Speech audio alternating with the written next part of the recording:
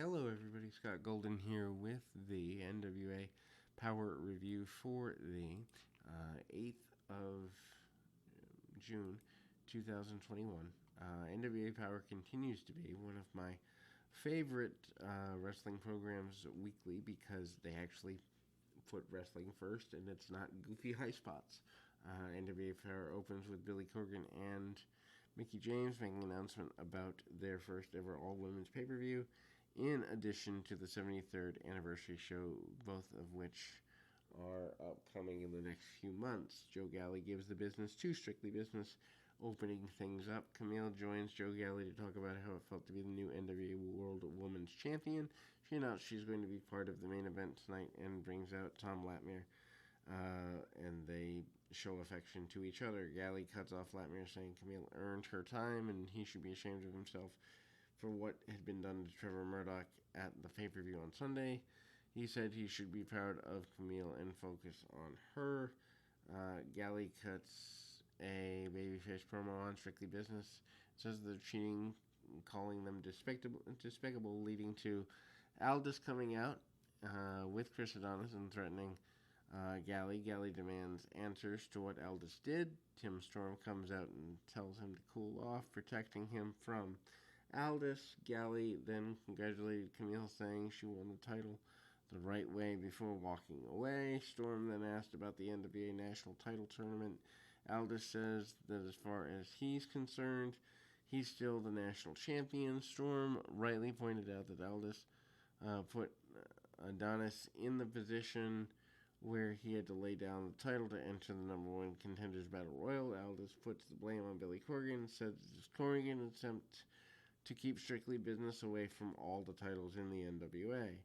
Aldis said that there's nothing Corgan could do to stop them from taking the national title and tag titles, holding all the gold. Storm then announced that all competitors in the tournament and they're presented with a situation where Strictly Business could face off against each other, but it could be friendly competition between friends.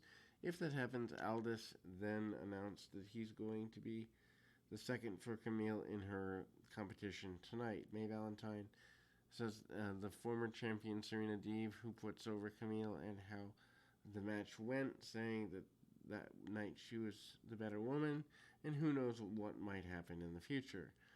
TV champ the Pope defeats Luke Hawx with PJ Hawx to retain the championships. Great TV title match, and Pope retains, having another victory heading towards the Lucky 7 where he challenges for the NWA Championship. Pope has the upper hand early, but Hawx shows a bit of technical ability by countering Pope and getting the advantage. Hawx has been wrestling for 2 decades, so he's finally getting some position, and Hawx has a series of counters whenever it's necessary. Hawx has a drop kick on Pope for near fall.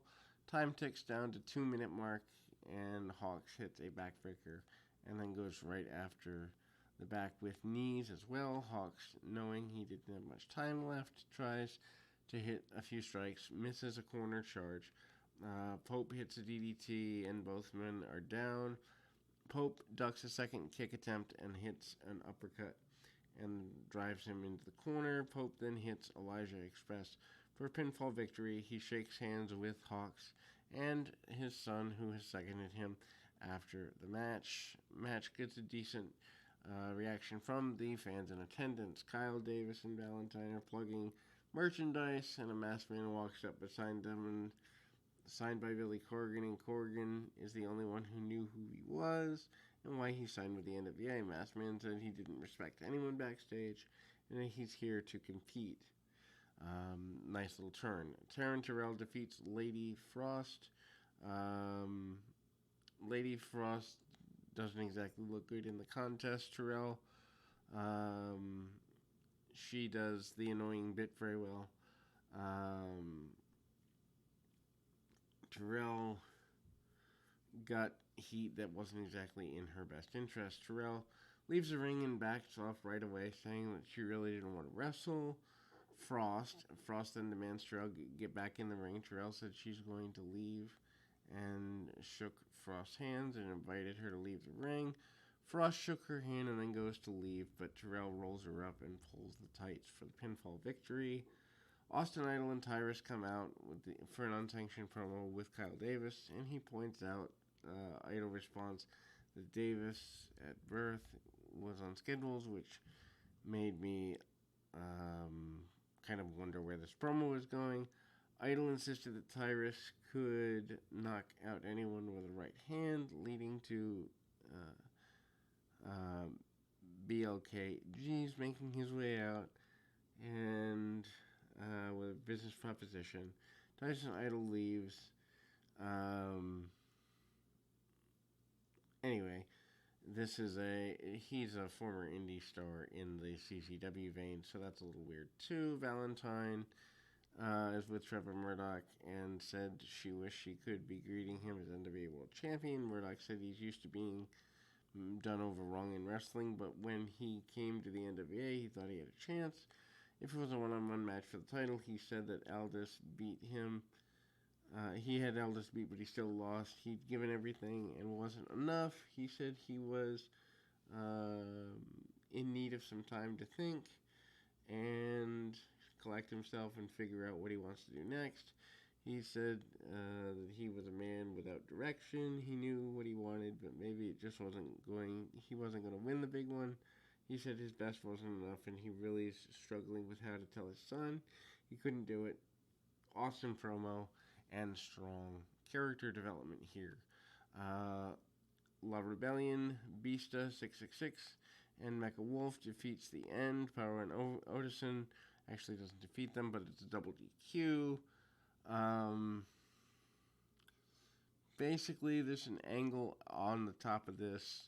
The End attacked before La Rebellion could get settled. Ref rings the bell only for Mecha Wolf to get double teamed by Odinson into his fireman's carry slam on his own partner onto Wolf for near fall. Paro hits a huge choke slam on Mecha Wolf for another near fall.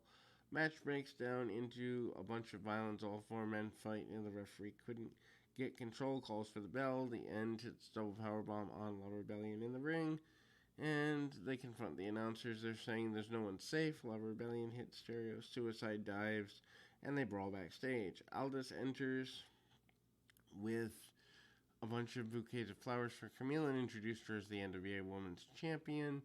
Melina comes to the ring and gets in her face. Genocide runs out and then pulls Melina away to face off with her, but Melina rolls out of the ring. Genocide raises Camille's hand, picks up the flowers, and handed them back to her. Aldis and Camille celebrate. Show goes off the air. Weird way to end the show, but they're trying to build something between Camille and Genocide apparently, and it seems like a logical step given where they've been going with Genocide in the past. Still one of the better wrestling shows on television in the sense, or on the internet, in the sense that everything makes sense week to week, even if some of the finishes are wonky, because that's what wrestling is these days. We'll be back with more right after this.